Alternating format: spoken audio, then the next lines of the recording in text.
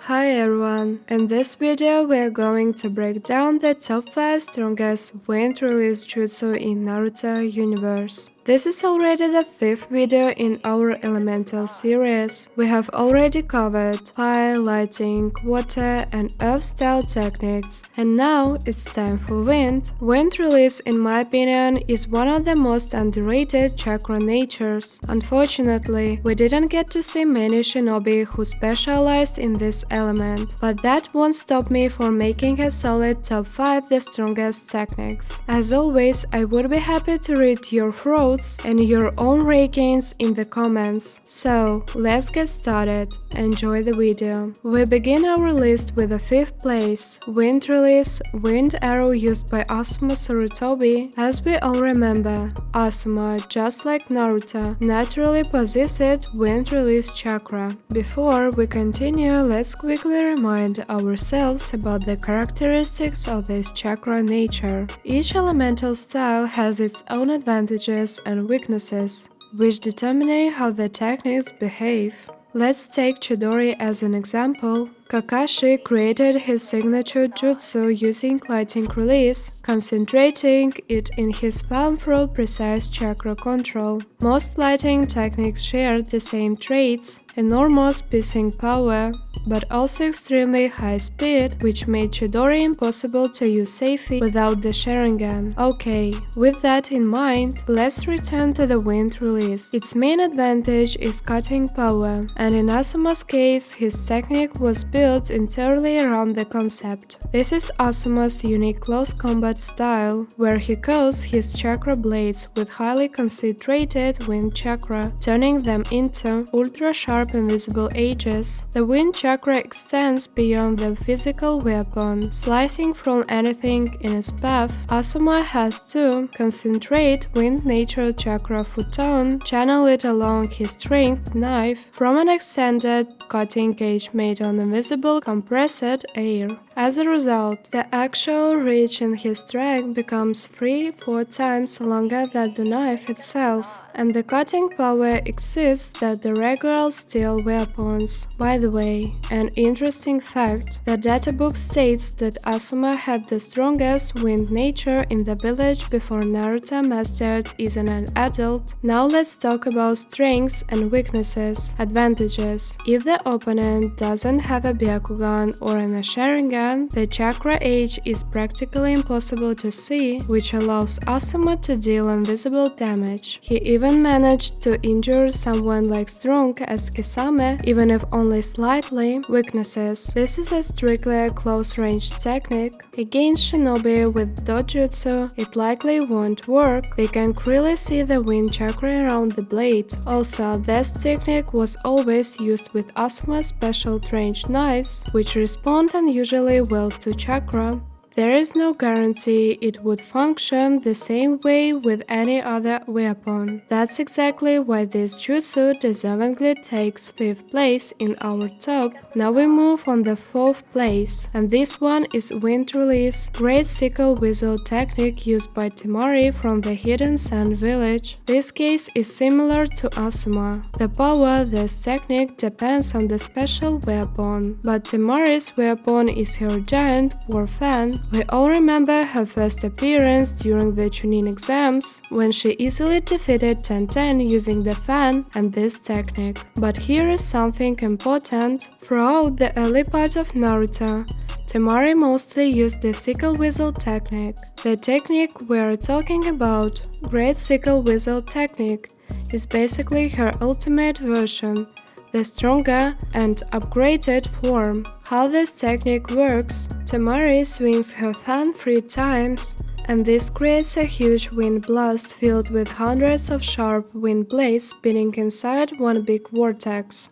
Her fan has 3 circles, and the more she opens it, the stronger the attack becomes, so the 3rd level of the strongest. With this technique, she was even able to land a hit on Madara, and that already says a lot. Main features of this jutsu: instant air slash. The attack is very fast, faster than most futon techniques. Great control of direction. She can hit a small area or cover a huge territory depending on how wide she swings the fan. Advantages: it's a long-range technique, which is very useful against strong enemies like Madara. You simply don't want to get close to someone like him. Temari can control power, chakra use, and the area of effect, making this jutsu good from both 1v1 battles and the fight against large groups. Weaknesses: it is slower and weaker than the higher techniques in the top. When the fan is fully opened, it uses lots of chakra. Without the fan, this technique cannot be used at all, and probably the biggest weakness: it is almost impossible to use in close combat, which is very inconvenient. Next we move to the third place, which is wind release pressure damage,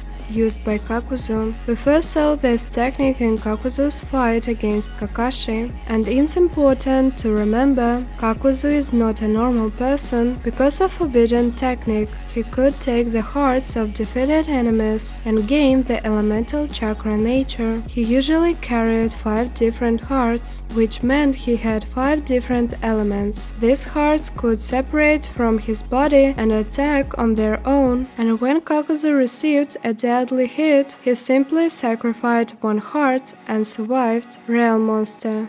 Honestly, in this top, we're looking at the heart that controlled the wind element. How this technique works: this technique creates a huge wave of compressed wind pressure. It doesn't cut like Temari's techniques. It explodes, crushes, pushes, breaks, and tears apart everything in front of it. The air pressure is so strong that it works almost like a massive explosion. The databook explains that this technique is meant for large-scale destruction, and it has a very wide area of effect. Kakuzu often used the technique to gather the wind release, and as we all know, wind makes fire stronger. So when he combined these elements, the attack became unbelievably powerful. Kakashi had a very hard time dealing with this. Advantages: can be combined with fire release, which gives a huge boost in power. Very few shinobi has this kind of combo. Has extreme destructive force and a huge area of effect, good for attacking entire battalions of shinobi. Weaknesses: not effective in close combat, because the explosion like blast can harm the user as well. The wind heart needs a short pause before each release to build up pressure. During this moment, it is completely open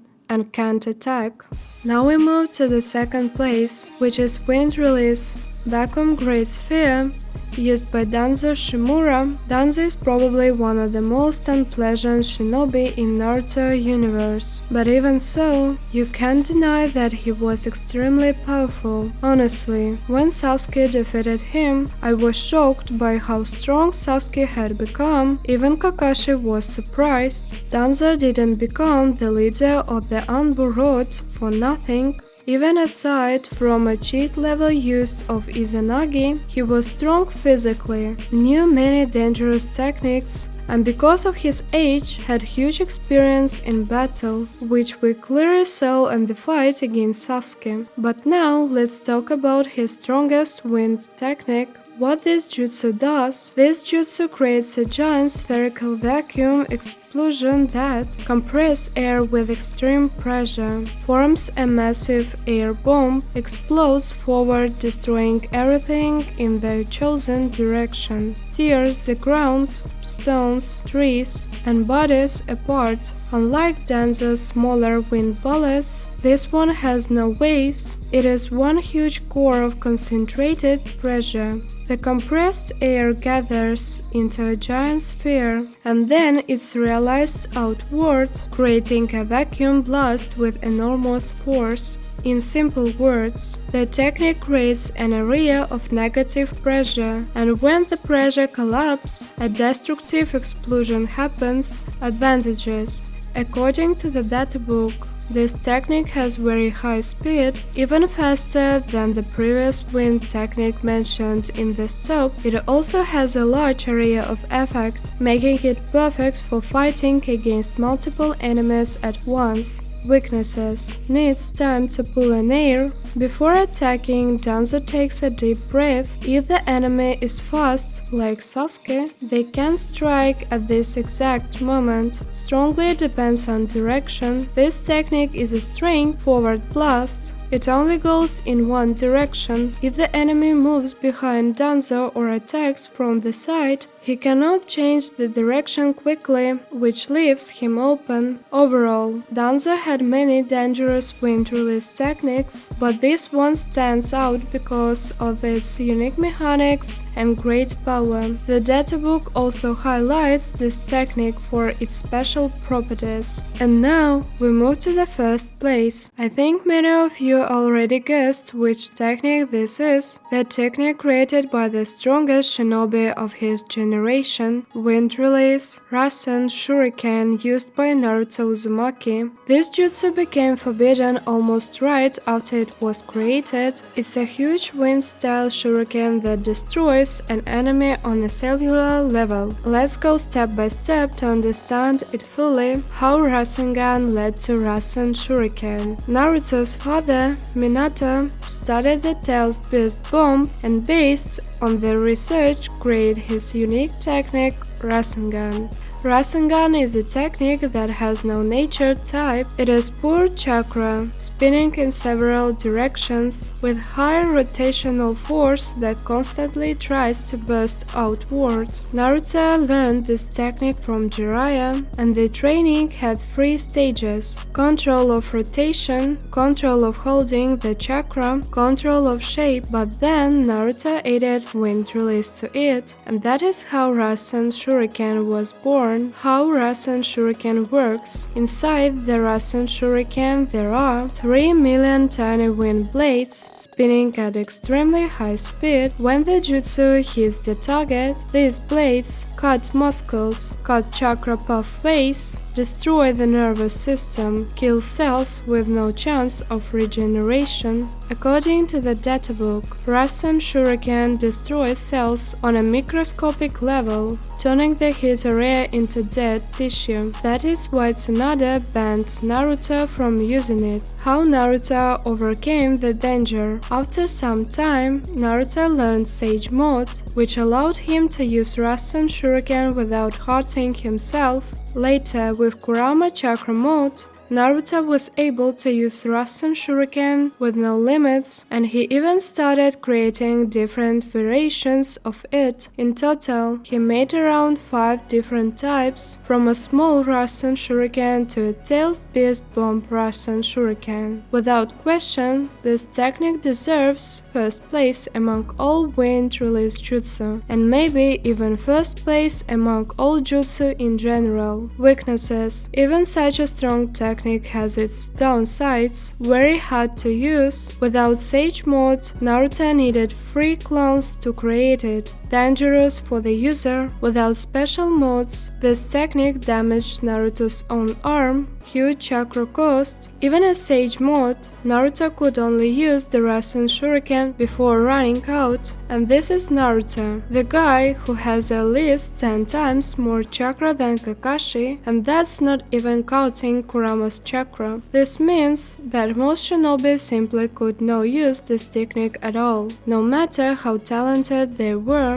Well guys, this is the top we ended up with. Honestly, I enjoyed recording this video so much. I really love making content about my favorite anime, and I always have fun exploring different topics and learning something new along the way. I hope you enjoyed it too. Make sure to write your own opinion in the comments and also share your top 5. I would really love to read it.